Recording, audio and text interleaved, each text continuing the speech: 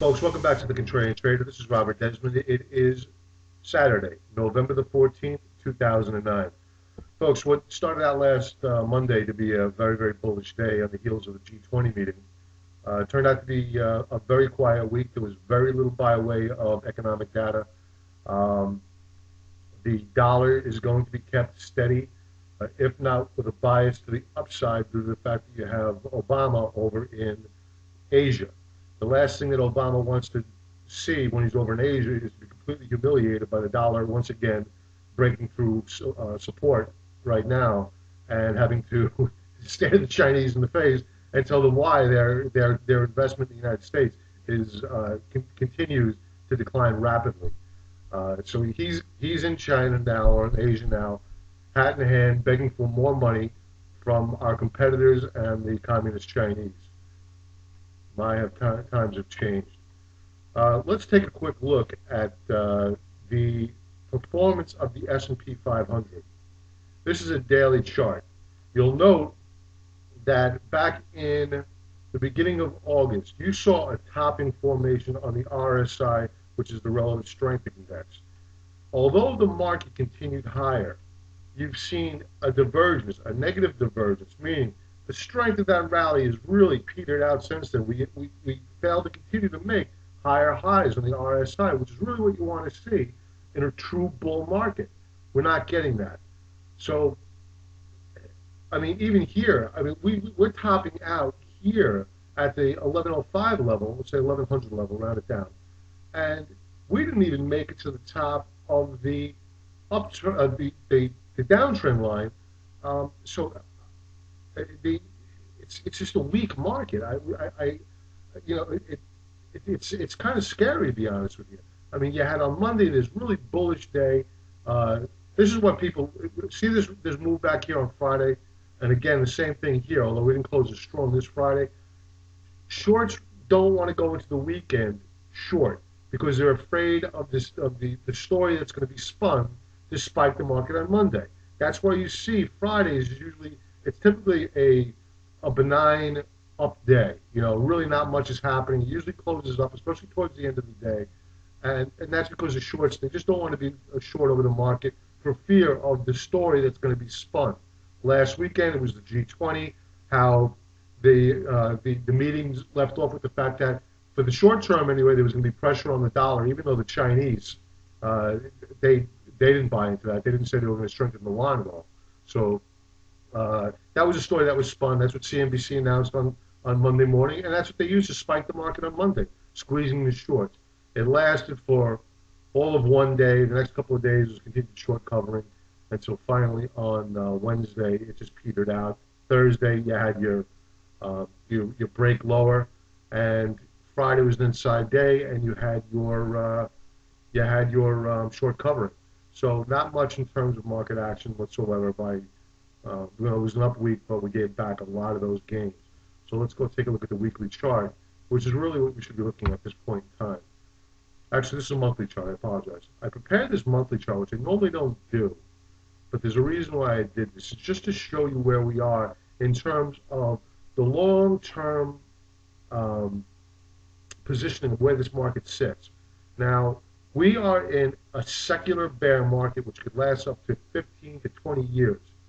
We are in a secular bear market, and we currently have a secular bull market, which could last up to a few months to a couple of years inside that secular bear market. In essence, we are in a long-term downtrend, but we're experiencing a short-term bull rally over, as in this case, the past 7 months. Now, let's look at where we are. We have retraced 50% of the losses. This is particularly for those who like the Fibonacci's. We have retraced 50% of the losses from the highs of 2007, which is pretty significant, especially when that 50% mark corresponds with the downtrend line of this secular bull bear market. So keep in mind what we're faced with when you decide, let's put fresh money to work here. For for us to break through this support level, we need volume. We need institutional money to come in and dump money into this market to break us through this. Look at all this. Look at all this resistance here. There's a lot of sellers here. For every seller out there, you need two buyers, $2 of buyers for every $1 of seller to break us through and keep us above that level. And if you take a look at the volume bars, and again, this is on a monthly basis.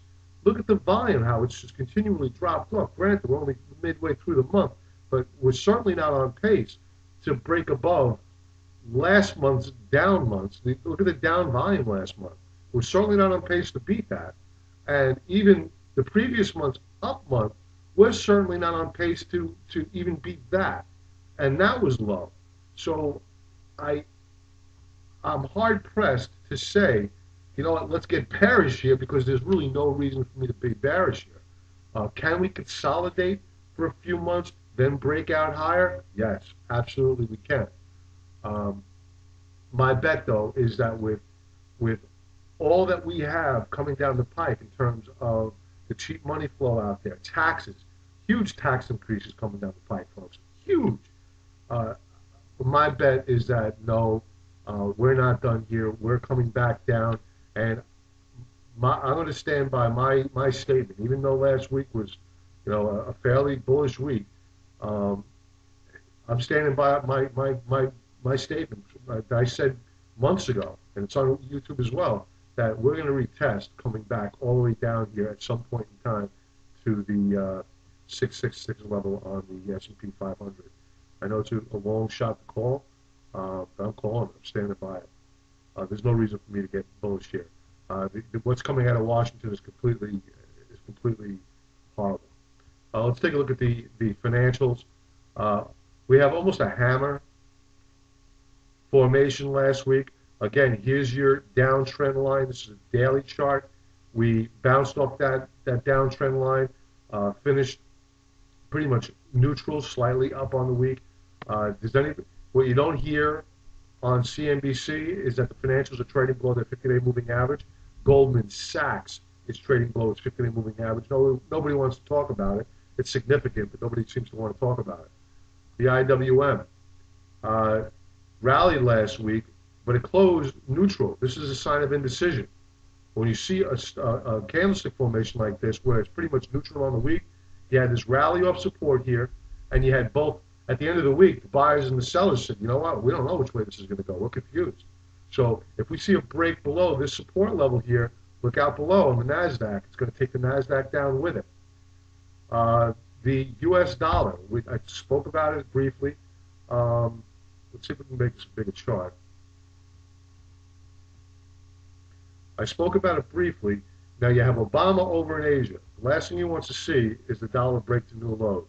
So at a bare minimum, you're not going to see this dollar break to new lows until he gets back. And you may see some additional short cover. We had an inside day on Friday, which is not the best, but still, I predict that we're not going to break this 74, 77 level before he gets back from Asia. We are still long the dollar. We have a small position, not a big position, but we are bullish on the dollar. And for these couple of reasons here, you would expect that with a bearish trade on the dollar, that commodities would be rallying. You're not seeing that. Look at oil. Oil's actually pulled back these past few months. It's in the consolidation phase. I wouldn't say it's truly broken down yet. If it breaks below this support level here, then there's a major cause for concern. But if you're looking from commodities, from energy, oil, into the metals, U.S. steel. Take a look at U.S. steel here. Very, very bearish chart. U.S. steel is in a downtrend. It tended to rally up to, say, $41 level last week. Couldn't hold above 40. Very, very bearish. Let's take a look at the volume. The up volume these past several days has been very, very bearish. Very, very bearish. There's no way that this is going to have a sustained rally here. So, I look to see if U.S. steel can come back down, retest this $33 level, perhaps rally off of it. It could be a short-term trade with a stop loss underneath this the support level. If it breaks below, get out. But as of right now, U.S. Steel's a short, and we may get short U.S. Steel this coming week. The commodities iShares, again, it's telling the same story. You have it's very, very bearish. Not much action going on here at all. You'd expect with a weakening dollar that commodities would rally. They're not. They're just not doing it. So be very, very careful. Folks, for those of you who are confused about this market right now, I don't blame you, okay? If you're looking at the daily charts, it's very confusing. Please join the Contrarian Trader. Take advantage of our 14-day free trial offer. Be careful. Look out for our alerts, and have a great trading week. Bye-bye.